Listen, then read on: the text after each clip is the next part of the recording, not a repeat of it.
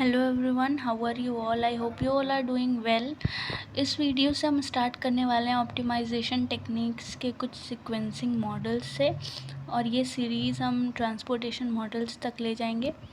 तो सबसे पहले सीक्वेंसिंग मॉडल में सबसे पहला जो जॉब सीक्वेंसिंग आता है वो है एन जॉब टू मशीन्स का। सबसे पहले हम इसका एक एग्जांपल देखेंगे और एग्जांपल के बाद हम इसका एल्गोरिदम भी कवर करेंगे। So please watch till end. So we are going to start with this example. यहाँ पे हमें जॉब्स गिवन है, यहाँ पे 5 जॉब्स गिवन है और 2 मशीन्स गिवन है। जैसा कि नाम है n जॉब्स 2 मशीन्स, तो यहाँ पे n नंबर ऑफ जॉब्स हो सकती हैं और 2 मशीन पे हमें काम करना है।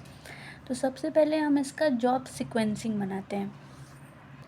ये जॉब सीक्वेंसिंग किसी भी सीक्वेंसिंग मॉडल का मेजर पार्ट होता है, तो इसे ध्यान से समझना है। सबसे पहले हम 5 ब्लॉक्स बना लेंगे क्योंकि हमारे पास 5 number of blocks jobs given है, तो 5 ब्लॉक्स बन गए। अब M1 और M2 दो मशीन्स हैं, तो M1 हम इस साइड रख रहे हैं, M2 इस साइड। M1 की जो भी जॉब होगी वो इस साइड से एंटर होगी और M2 की जो भी जॉब होगी वो इस साइड से एंटर होगी। तो सबसे पहले हमें देखना है कि मिनिमम जो टाइम है वो कहाँ पे लग रहा है, यानी हमें स्मॉलेस्ट प्रोसेसिंग टाइम पे ध्यान देना है कि हर एक कॉलम में सबसे छोटा प्रोसेसिंग टाइम कौन है। तो अगर हम इसमें देखें तो इन सब में सबसे छोटा प्रोसेसिंग टाइम हमें कहाँ दिख रहा है, ये 1 सबसे छोटा प्रोसेसिंग टाइम है। ये जॉब बी में है और मशीन M1 में है, तो M1 का जॉब बी, M1 किधर से एंटर करना है, इस साइड से। तो सबसे पहले M1 के साइड से हम B वाले जॉब को एंटर कराएंगे यहाँ पे, क्योंकि लेफ़्ट साइड से हम M1 के जॉब्स को एंटर करा रहे हैं और राइट साइड से M2 के जॉब्स को एंटर कराएंगे। इसके बाद जो स्मॉलेस्ट प्रोसेसिंग टाइम है वो कौन सा है, ये जो पूरा रो कॉलम है ये कैंसिल हो गया।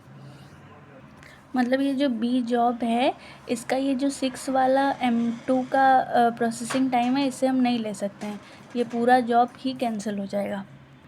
अब हम दूसरा स्मॉलेस्ट प्रोसेसिंग टाइम ढूंढेंगे जो कि 2 है, और 2 जॉब ए का पार्ट है और मशीन M2 का पार्ट है। M2 के सारे जॉब्स को हम किधर से एंटर करा रहे हैं, राइट साइड से, तो M2 का ए वाला जॉब हम यहाँ से एंटर करा देंगे। उसके बाद ये वाला जॉब भी पूरा कैंसिल हो जाएगा। अब हम 5 को भी नहीं ले सकते हैं क्योंकि इसमें एक सिलेक्शन हो चुका है। नेक्स्ट हम देखेंगे सबसे स्मॉलेस्ट प्रोसेसिंग टाइम कौन सा है, तो यहाँ पे 3 है। 3 किस जॉब का पार्ट है, डी का, और मशीन M1 का है, तो इसे हम लेफ़्ट साइड से डी एंटर कराएंगे। ध्यान ये रखना है कि यहाँ पे ये प्रोसेसिंग टाइम को एंटर नहीं करा रहे हैं, जॉब को एंटर करा रहे हैं, क्योंकि ये जॉब सीक्वेंसिंग है, तो जॉब को हम सीक्वेंस में रख रहे हैं। अब अगर हम देखें तो सबसे छोटा कौन सा है, प्रोसेसिंग टाइम 4 है।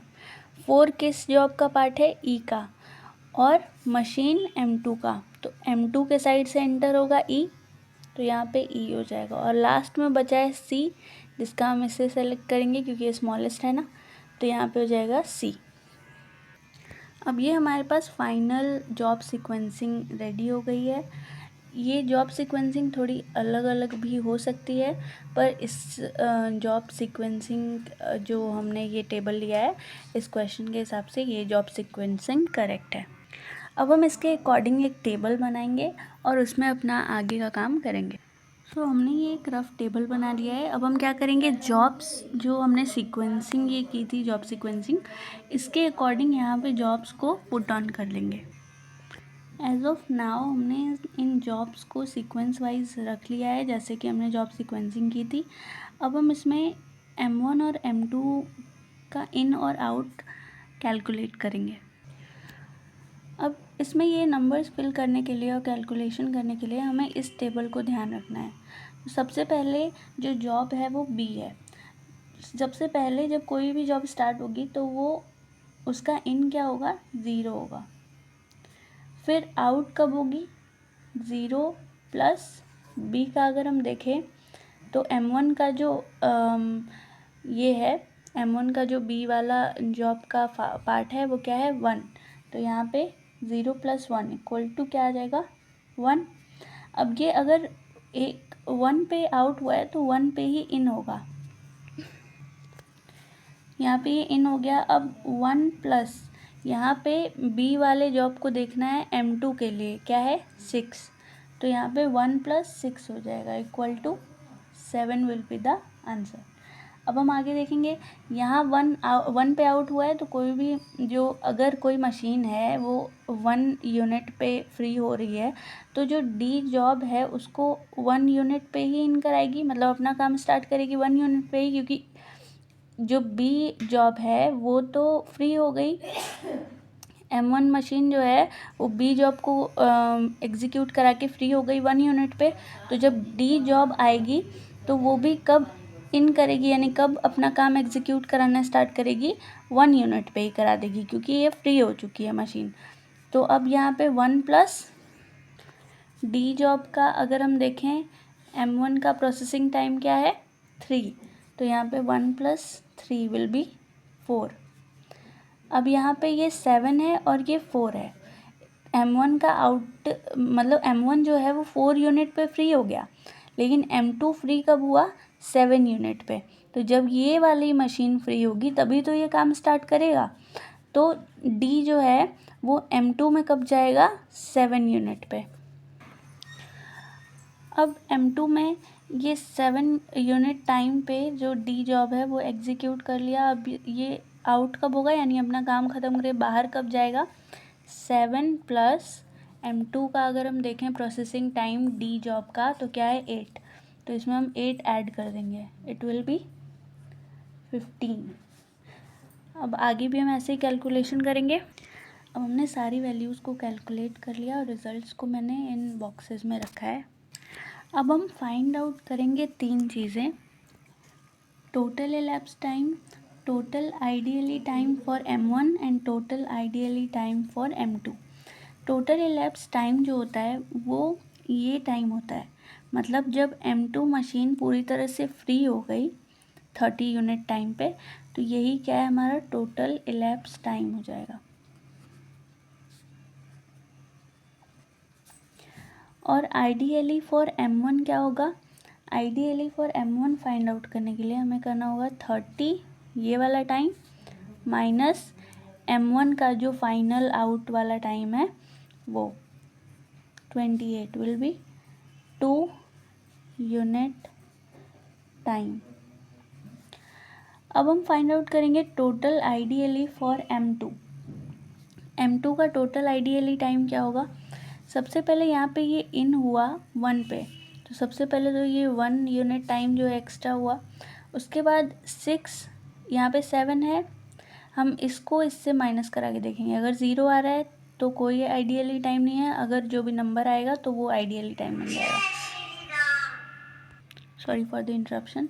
यहाँ पे 7 है और यहाँ भी 7 है, आउट और इन में माइनस कराएंगे, तो 7 - 7 0, 15 - 15 0, 22 - 23 विल बी यहाँ पे 1 आ जाएगा, 23 - 22, और 28 - 27 विल बी 1। तो यहाँ पे 1 यूनिट टाइम, 2 यूनिट टाइम और 3 यूनिट टाइम, ये क्या है इसका आइडियली टाइम बन जाएगा।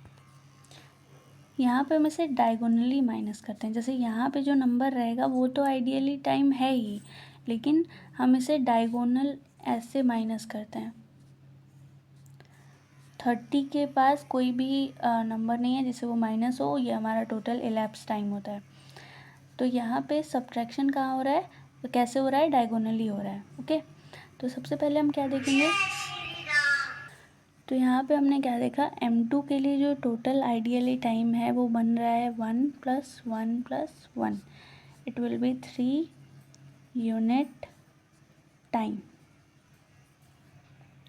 ये था हमारा एक छोटा सा example for job sequencing and job 2 machine. Now let's see the algorithm. हमने इसका एक एग्जांपल कर रखा है तो ये एल्गोरिदम समझने में हमें ईजियर होगा। तो सबसे पहले हम जो पहला स्टेप है वो क्या है, processing and job through 2 machine, ये हमारा टाइटल है। इस पर हम जॉनसन एल्गोरिदम अप्लाई करते हैं, मतलब जो भी एल्गोरिदम हम इस पर लगाते हैं उसका नाम क्या है जॉनसन एल्गोरिदम। सबसे पहले स्टेप 1 क्या है, select smallest processing time in each column.